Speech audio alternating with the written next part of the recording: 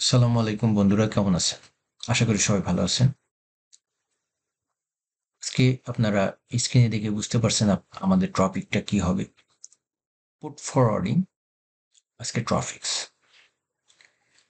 এই জিনিসটা আমি আলাদা একটা এপিসোড কেন তৈরি করছি, অল্প একটু ব্যাখ্যা করে নিই।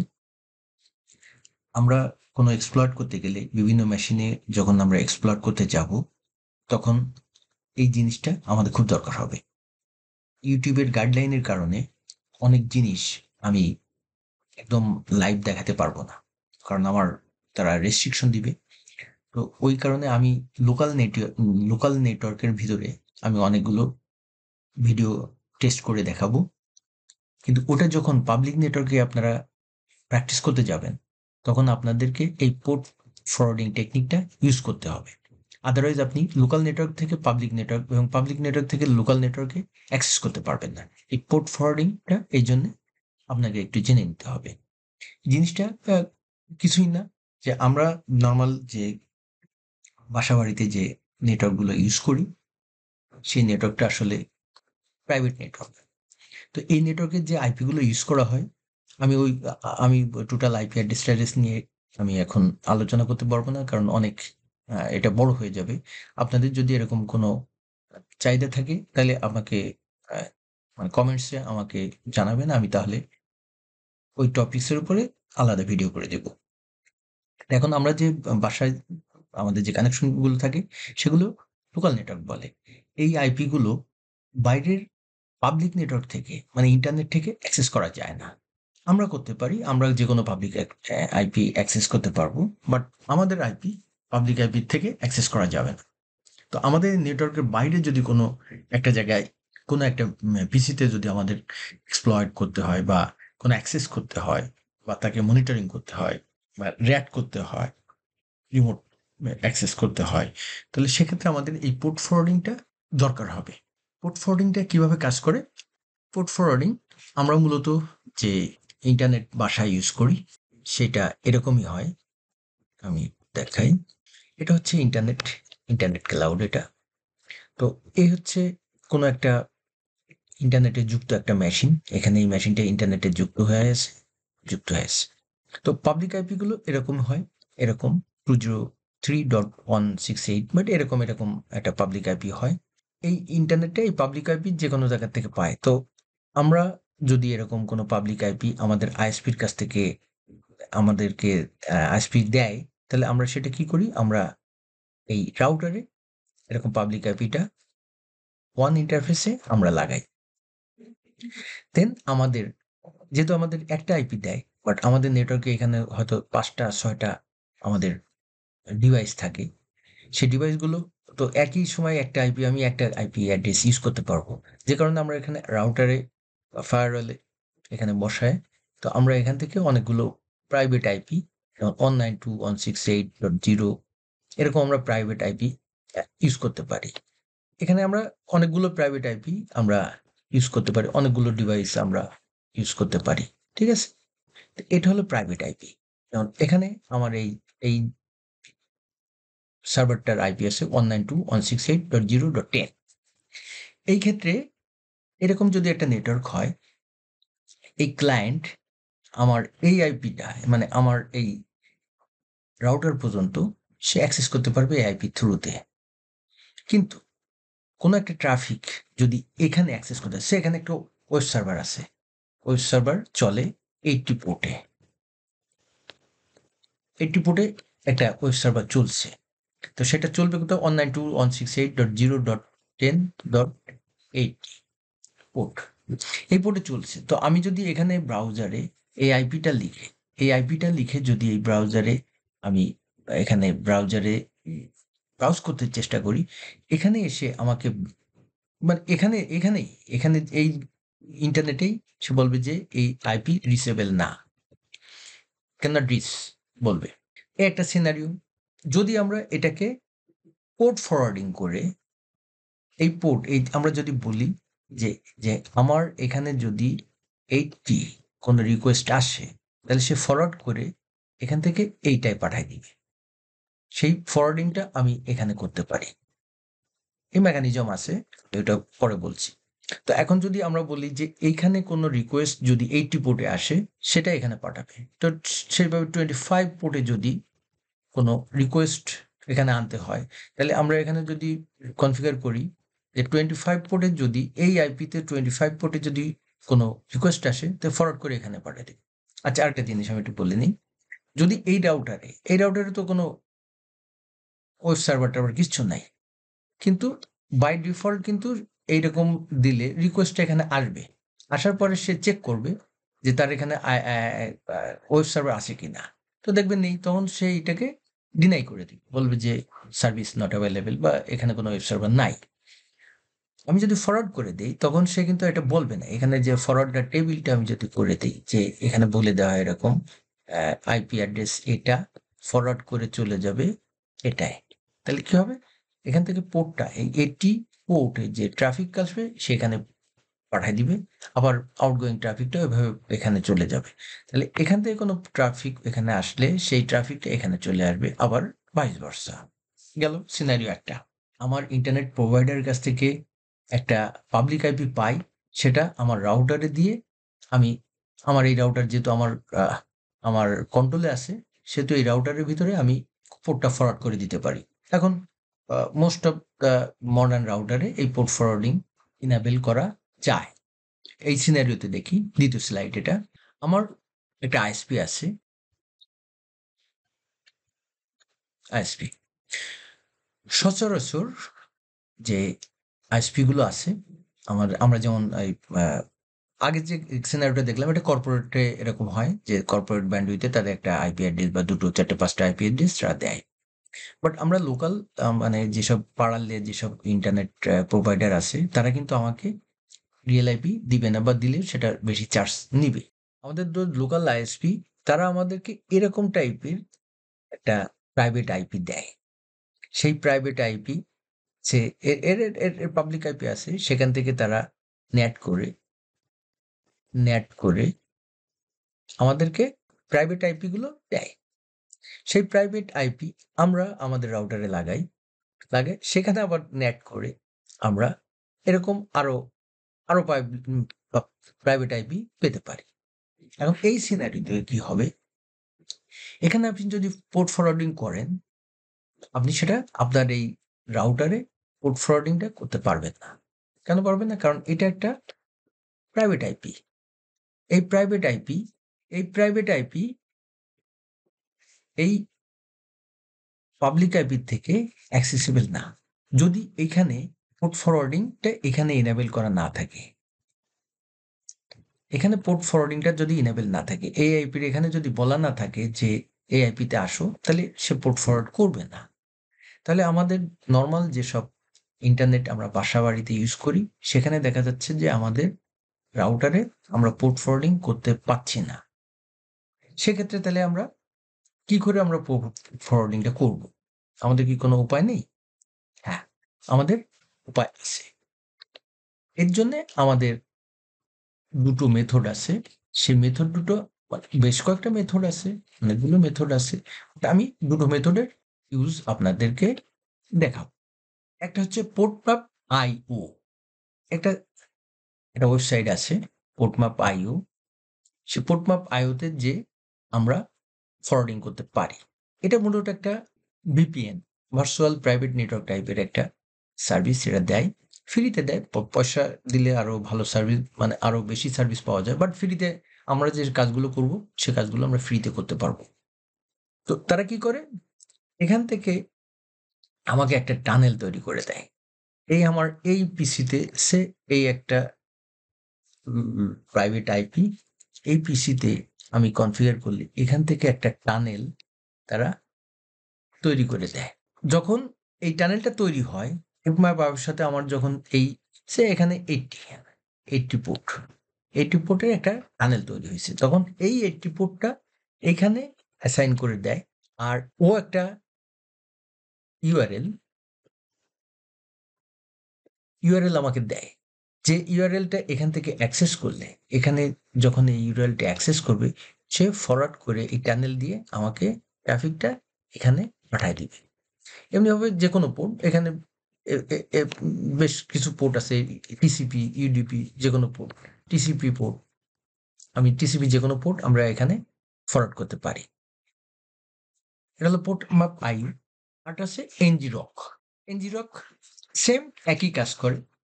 এরকম নেটওয়ার্কে সে একইভাবে আমাদের জন্য সে একটা টানেল করে দেয়, এমনি একটা টানেল, যে টানেলটা দিয়ে আমরা সহজে এই আমাদের প্রাইভেট আইপিটাকে পাবলিকলি অ্যাক্সেস করতে পারি বা এখান থেকে ট্রাফিক এখানে আনতে পারি। আমরা দুটো মেথড দেখলাম, দুটো মেথড দিয়ে আমরা কিভাবে করতে পারি এটা আমরা প্র্যাকটিক্যালি দেখব। তো দুটো মেথডের ভিতরে কিছু সাদৃশ্য আছে, কিছু ডিফারেন্স আছে। তো প্রথমটা portmap IO ngrok generate URL from website. এটা হচ্ছে ওদের ওয়েবসাইটে যে একটা ইউআরএল জেনারেট করতে হয়, একটা ইউআরএল জেনারেট করে দেয়।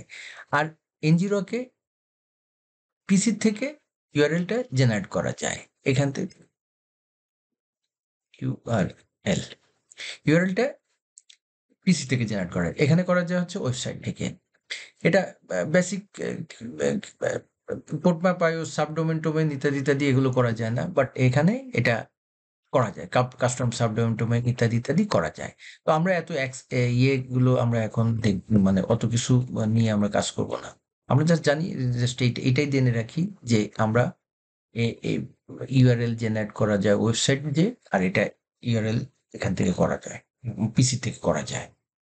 তো আমরা এখন চলে যাই আমাদের প্র্যাকটিক্যাল সেশন।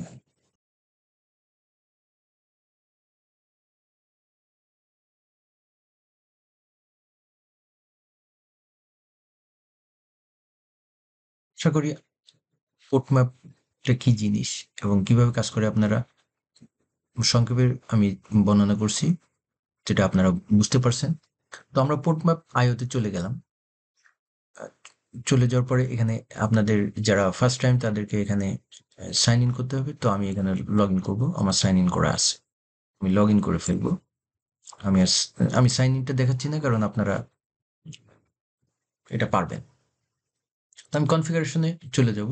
লগ ইন করার পরে আমার ড্যাশবোর্ডে এখানে কনফিগারেশন, আমার এখানে কোনো কনফিগারেশন নাই। তো আমি ফার্স্ট টাইম এখানে করবো ক্রিয়েট কনফিগারেশন। কনফিগারেশনে এখানে আপনি যে কোনো একটা নাম দিতে পারেন। সো আমরা একটা নাম দিলাম ওয়েব একটা নাম দিলাম। তো টাইপ এটা ওপেন, এটাই রাখবেন, এসএসএস দরকার না, আপনি ওপেন ভিপিএন রাখবেন। প্রোটোকল, প্রোটোকল আপনি টিসিপি দিবেন, আর কিছু দরকার নেই। টিসিপি ইউডিপি আমাদের যেটা লাগবে সেটা আমরা দিব, এটা ভুল বলছি, যে আমার টিসিপি লাগলে টিসিপি দিব, ইউডিপি লাগলে ইউডিপি দিব। তো আমরা টিসিপি করি জেনারেট। তো আমার জিনিসটা জেনারেট হয়ে গেল। আমি এখন এই কনফিগারেশনটাকে আমার ডাউনলোড করতে হবে। আমি ডাউনলোড দিলাম, এই যে এটা সে ডাউনলোড করে ফেলছে। এরপরে কি করতে হবে, আমার এই ম্যাপটা একটা ম্যাপ তৈরি করতে হবে। কিভাবে ম্যাপ তৈরি করতে হবে, আমি এখানে যাই, প্রথম কনফিগারেশন করলাম, কনফিগারেশন আমার হয়ে গেল, কনফিগারেশন আমরা ডাউন করলাম, যে দেখাই, এই যে এখানে ডাউনলোড দিয়ে দিলাম। এরপরে আসবো আমরা ম্যাপ রুল, একটা রুল করবো, ক্রিয়েট রুল। সো আমি কনফিগারেশন করছি ওয়েব, এটা সিলেক্ট করা থাকবে, এটা তো আছে ওপেন টিসিপি। প্রোটোকল দেখেন এখানে টিসিপি, ইউডিপি এবং এইচটিটিপি। তো আমরা এখানে এইচটিটিপি সিলেক্ট করলাম, এখানে হোস্ট কি হবে এটা সে তৈরি করে দিচ্ছে।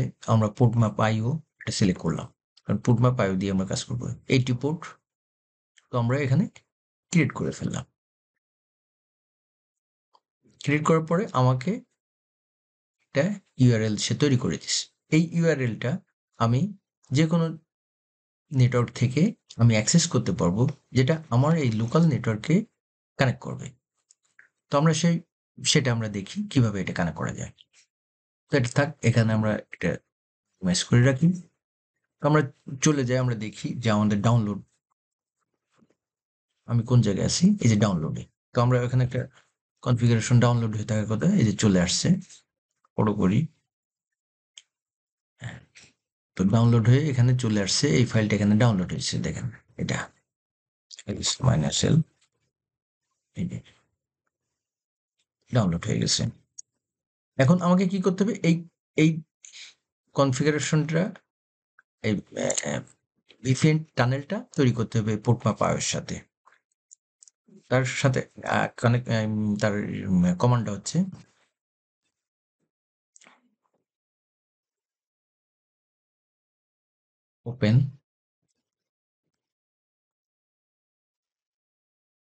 ওপেন ভিপিএন, আমার এই configuration file name pseudo open VPN, এটা হলো ওপেন ভিপিএন, আমরা ওখানে বলে আসছি ওপেন ভিপিএন। তো তারপরে কনফিগারেশন, আমি এটা ইন্টার দিব। অনেক সময় এই সুডো দিতে ভুল হলে কিন্তু কানেকশনটা হবে না, তো আপনারা এটা ভুল করে নেন। কমান্ডটা কানেকশন করলাম, ঠিক আছে, আমার কানেকশন হয়ে গেছে। এখন আমি দেখি আর একটা চ্যানেলে আমি দেখি যে আমার এখানে এইচটিটিপি সার্ভিসটা আছে কিনা।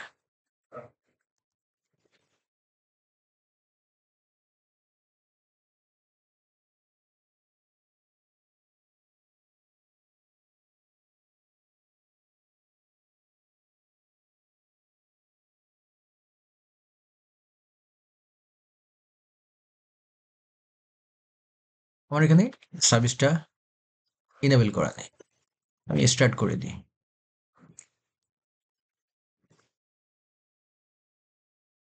আবার দেখি, হ্যাঁ আমার এখানে হয়ে গেছে। তাহলে এখন আমি চেক করি, আমি যাই, এই যে ইউআরএলটা আমি কপি করি,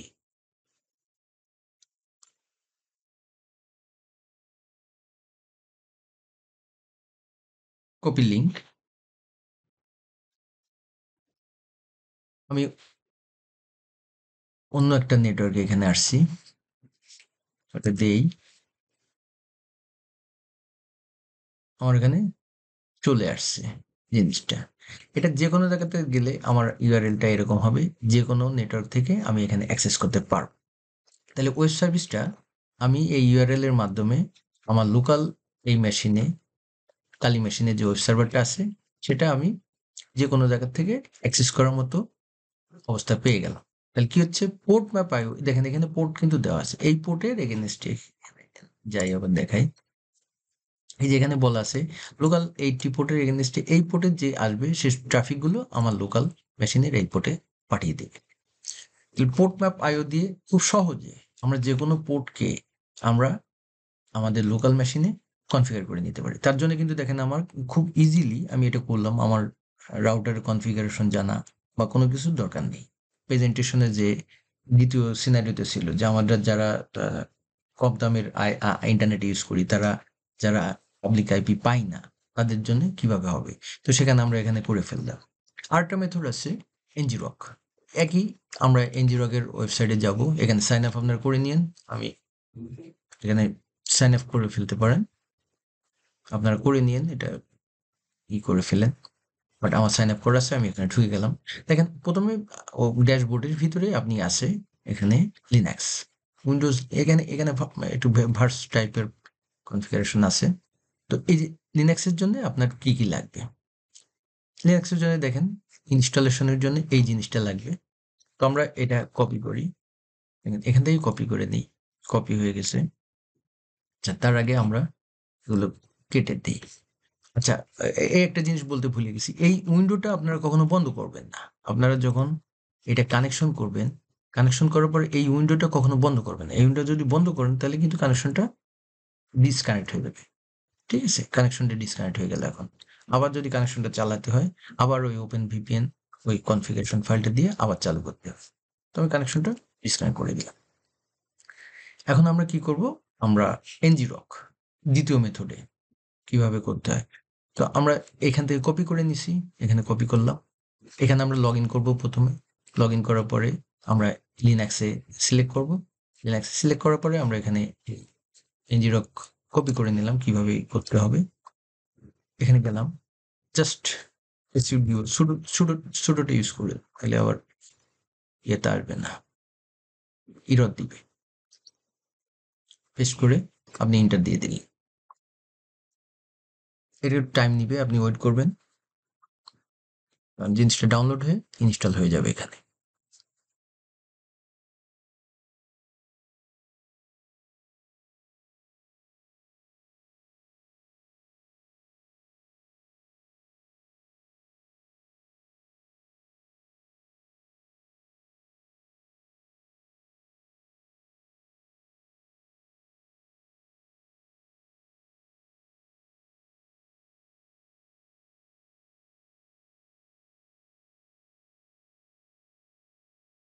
তো আমার ইনস্টল হয়ে গেল, এখানে কোনো ইরর দেই নেই।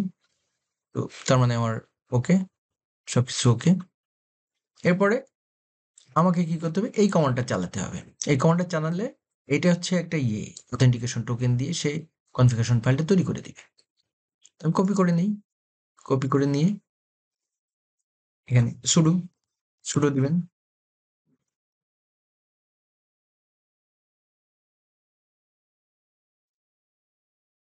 এই যে এখানে সে কনফিগারেশন ফাইলটা তৈরি করে দিয়েছে। এখন দেখেন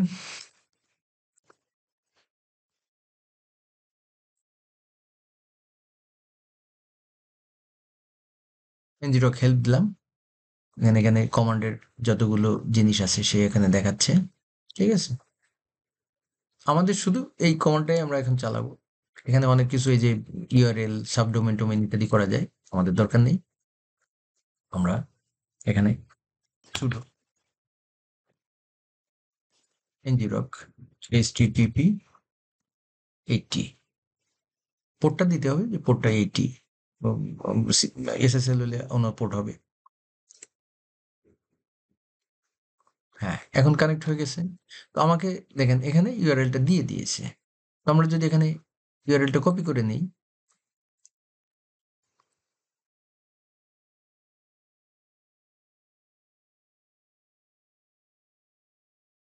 কপি লিঙ্ক অ্যাড্রেস